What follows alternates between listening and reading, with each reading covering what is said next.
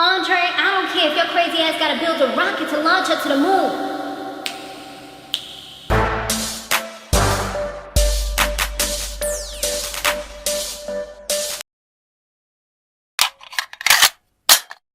Hey, Samore Love Bugs, you have now tuned in to my Empire recap. Guys, be sure to subscribe to this channel. Hit that subscribe button if you have not yet done so. Also, be sure to share this video wherever you like to share videos.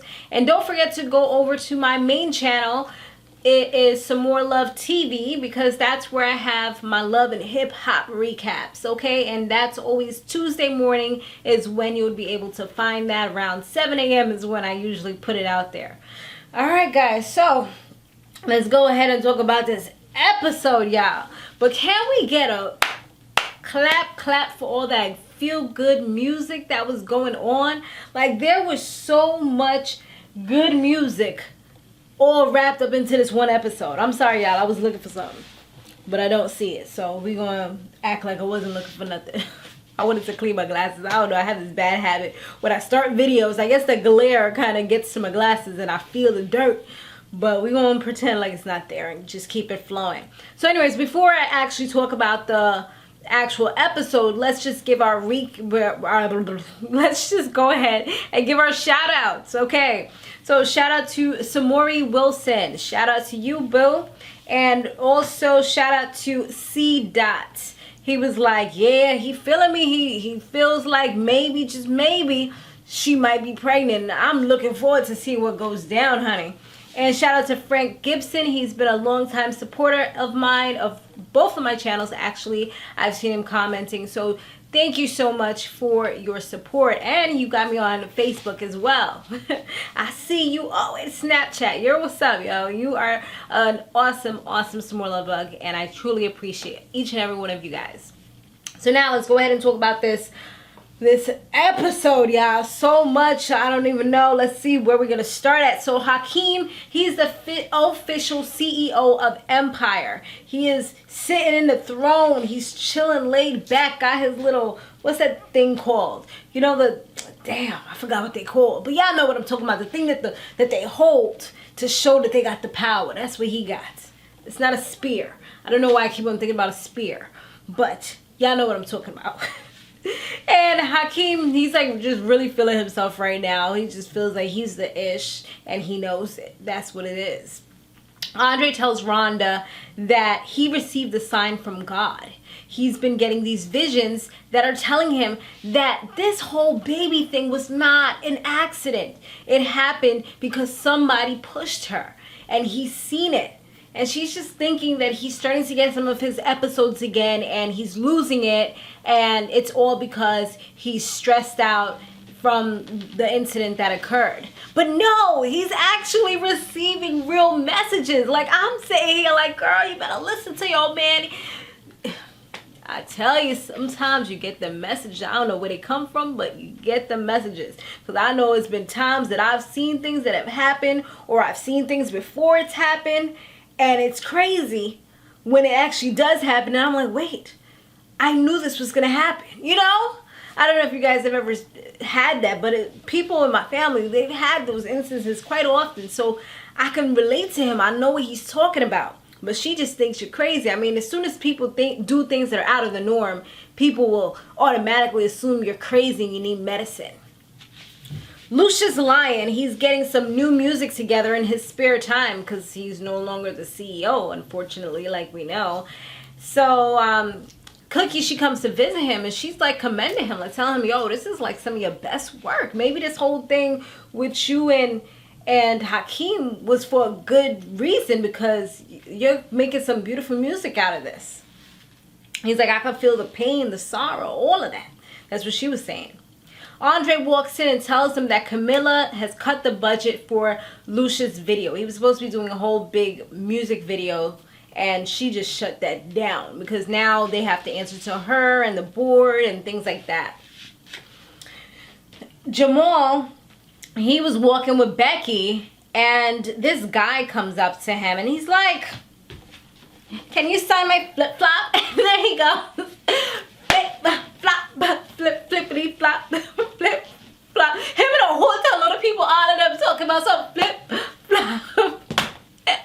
and throw them up in the air. It was hilarious, y'all. Becky's like, that ain't even his song. Because at the end of the day, that's not his song. The drip drop, drippity drop, remember that song? That's freaking Jamal, Hakeem's song. But that was hilarious because that's showing that he's losing all the support from his gay fans because they're feeling like he's a flip-flopper. Like, what are you? Are you gay? Are you heterosexual? Like, what are you calling yourself today or tomorrow? And it's all because of his father. His father was the one that kind of messed him up. So Lauren and Hakeem, they're like, I guess, officially back together. But after they rekindled everything and Camilla sees what's going on, of course she's jealous about it and she's trying to reel him back in and put him back under her spell, which she's so good at manipulating because she has that whole mother effect and the whole thing that he was missing, which, you know, is, I kind of like the fact that they did it like this because normally we see the girl who gets with the older guy because she has daddy issues. Her daddy wasn't there and things like that. So this shows you a flip side of the whole scenario and shows you that it can happen to guys as well where they want an older woman because of that void in their lives. So that's what happened with him. And she pretty much wants him to break everything off with this girl. With Laura. Tiana, she's supposed to be going on tour, but unfortunately, Andre, he came in with the bad news to tell Cookie and I think Lucious was there as well, to tell Cookie that Camilla, once again, she cut the budget. She's not having it.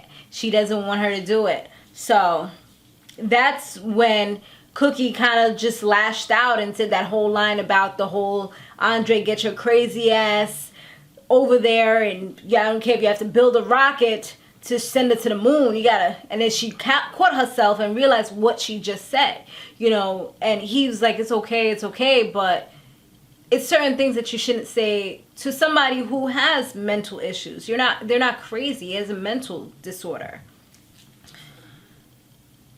It's just, I guess people are so used to saying that word that it just flew out of her mouth and she didn't even realize what she was saying until it had already went out there. Cookie goes to see Camilla to talk business with her, and mostly about the tour. So she states that she can have Laura's group, which is called, what are they called? Something Mirage à Trois.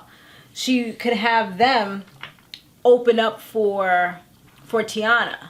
So as soon as she hears that, she's like, okay, this is a great way to get her out of here for some time. Laura is totally in agreement to it. So she's about to do the darn thing. And of course, when Hakeem finds out about that, he's upset because you sending his girl away with like his ex. That's like so weird and awkward. So he wasn't really feeling that. But she was like, you know, you got to do what you got to do because at the end of the day, you're the one who got us into this mess in the first place. And you might just end up losing everything. Jamal, he was performing, and to be honest, he was very pissed off because the reason why, once again, he's losing his fans is because of his father blabbing his mouth and telling people that his son was healed. He was deliberate. So that's the reason why now all of a sudden, he's enemy of the state. He's enemy of all the gay people.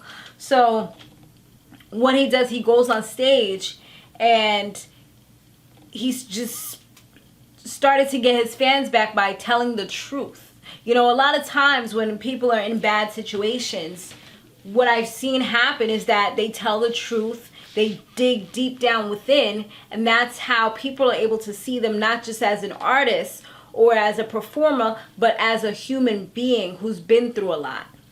So his song lyrics had something to say like, people tell me I'm just like my daddy.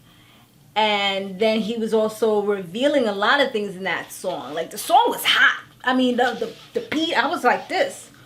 I was there and I was tweeting and I was like, yes, this is what I'm talking about. You know, I had my little thug-like fingers on. My daddy. He was like, nah, bruh. I was like, yes, you better tell them. You better tell them, Jamal. And then at the end, he said some line about, Mr. Lion, I would call him Mr. Lion, but Mr. Lion ain't even his name. And then they were like, what are you trying to say? And then he was like, I'm saying that's not his name. I'm saying that's not his name. Kanye drops the mic and he walks off. I hope my neighbors don't get mad at me for doing that, y'all. But I had to show y'all, I love when that happens. Like, it's just Kanye drops the mic. That's it. All right, so now Lucious meets with the reporter. It was a reporter earlier. I didn't really talk about her, but she's kind of messy. He meets with her and he decides to shots fire. And the way he's doing it is very clever. He makes it seem as though he's not doing anything at all. But what he wants to do now is tell his story. So once again, this is the reason why. You think I've deceived you with my name? No, I did it because of this. So now, once people hear the backstory, how can you be mad at somebody that was poor, had a bad mom, who killed herself? You know, once you say and reveal all these things, how can somebody be mad at you and hate you anymore? He had to do it. He wanted to be a different person. He didn't want to be that kid anymore. He wanted to be somebody else. And he became somebody else. And look at where he is now. Look at what he's accomplished. So, yeah, he about to tell his story out. He's smart. He's a clever man. But I don't think that he's going to be revealing his whole entire story. I think he's going to try to omit the part about his mom for the simple fact that he's ashamed that she had a mental illness. Because no one knows where the mental illness really came from with Andre.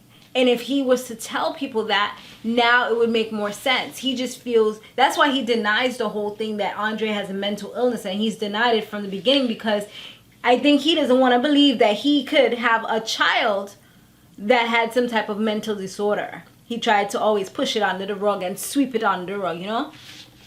But, yeah, because I seen a clip where he was talking to Cookie and she was like, no, you got to tell the whole story. She was like, and he was like, I can. And she was like, well, you know, I did 17 years or whatever she said. So, he might just end up telling it finally for once to the people. So Andre and Rhonda, they meet with his pastor, even though, you know, Rhonda has kind of lost her faith after everything that's went down.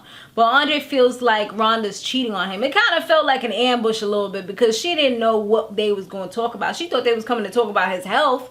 They was actually coming to talk about her not coming home last night when actually she was doing bidding for his mom. Because his mom wanted her to kind of sneak up on Camilla and see what she was doing and kind of hear her conversation and things like that. So that's what she was doing. I mean, she should have just told him. I don't know why she didn't tell him anyway. Because they always doing crazy stuff. I guess she's trying to keep him away from the stress, but still. So, she says, they're all talking and she mentions about the whole visions thing. She's like, do you know about his visions? Like, aren't you alarmed about that? And he was like, no, one of the main things that's different from when he had breakdowns before and now is that he has the power of God behind him. He's backing him up. I'm like, okay, well, you tell it like it is, my brother. Amen to you. You better go ahead and sanctify her and all that stuff. So, yeah, he was telling her that. And, you know, I just wish she would listen to him, because if she listens to him, I think that maybe she might be able to remember. Because, I mean, somebody actually pushed you. It's not like, even if it's dark, even if you feel like you tripped, like, you can tell if somebody actually pushed you. You know what I mean? So, I'm hoping it starts coming back to her and they kind of like figure it out or something. Hakeem meets with Camilla after speaking with his mom, and they have like a passionate night of sex where she asks him, am I still your mama? And he's like, yes. And I'm like, gross. Ew. Ew. So they get together, do the darn thing. And what initially Cookie had suggested was for him to kind of record everything and send it to Mimi, because Mimi's deeply in love with her. But what he decided to do was make a Ray J sex tape. Like, he took it to a whole nother level on some Kim Kardashian, Ray J type of, you know what I mean? Like, yeah. Or Mimi. Hey, Mimi. Mimi loving hip-hop, y'all. Okay, so that's what he did, and he ends up sending it to Mimi, I guess, at her office or at the hospital. I forgot where they said she was. And once he did that, she started pulling all of her shares. She was out. She didn't want anything to do with it, because Camilla even revealed that she was using Mimi to take down Empire and make it her own and do it for him as well. So, yeah, it was getting down and dirty. Mimi, once she started giving up the shares and everything, Andre was like, yo, we have to move fast. We have to buy up all these shares and things like that. So he calls up somebody, I guess, I don't know who he called up. He called up some business person, and he told them that he has shares under his son's, or what would have been his son's name, and to go under that. And it was horrible, because once he said that and he got off the phone, he just started like having a breakdown, because, you know, it is a trigger for him right now. He really wanted to have a child, and, you know, unfortunately that didn't happen. That was cut short. So it's a good thing that his mom and his brothers were there, and they were able to calm him down before he got any worse, because he was starting to, you know, hit himself, physically hurt himself. And they took him into the studio, and they started playing this ill song, like just singing it for him. And the song, it was like real powerful, real touching, and it was able to get him to calm down. You could see all of them with tears in their eyes. It was just a real powerful moment, and I really enjoyed that. Following that scene, Lucious, he goes to pay Camilla a little visit. And what he finds is her trying to clean up the scene of a crime, honey. She poisoned her girl. And put her, I guess she gave her something to drink while she was in the tub. And then the girl is just freaking, she's dead. At first I didn't even catch that part. I had to rewind. I'm like, what's going on? And then I noticed it. Yeah, she was in the tub dead. And he tells her that he's got it all on tape, because I guess she wasn't paying attention. She was so into, oh, I got to clean up this scene of the crime and make it look like nothing happened, like she didn't have any involvement in it. So once she's doing that, he's there with his phone recording her. So he's like, well, I'm about to go and stop and show the police this, as well as the tape that you made. And yeah. So yeah, that's motive, and that's proof right there. All right there, pretty much. So that's all he had to do. So he's like, you know what, you might as well kill yourself, because you're going to go to jail, and you're going to have to learn how to fight, and it's going to be unsanitary conditions, as well as people are going to try to rape you. So yeah, that's where you're about to go. So if I was you, I'd just take a swig of whatever it was that you just gave on Mimi over there. So he pulls out a gun, but he doesn't shoot her. She's like, why don't you just shoot me? But he didn't want to be the one to do it, I guess.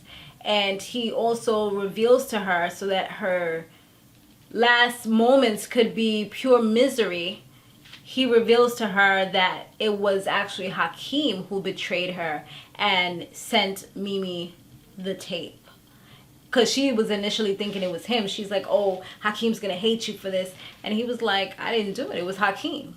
How does it feel to know that the person that you love betrayed you? Powerful words, honey. And yeah, he just ends up walking away, tells her rotten hell. She takes a swig of whatever the heck it was that she gave to the girl, and I'm guessing that that's going to be the end of Camilla. So now they about to get things back in order, honey. So I'm looking forward to see what goes down next week. I think he's gonna be revealing his whole life story, but you know, once again, like we said, omitting some of it. I'm waiting to see if what's her name is pregnant. It looks like Tiana is going to start getting jealous again, I guess, because you know, he's not giving her enough attention like he used to back in the days when they were dating for the you know, dating just to say they were dating and for the publicity and things like that. Kind of like a collaboration. So yeah, you guys, it's exciting. I'm so happy that they're back. All right, guys, thanks for watching. Be sure to stay fabulous, live free, and soar limitless. I'll see you in the next one. Laters.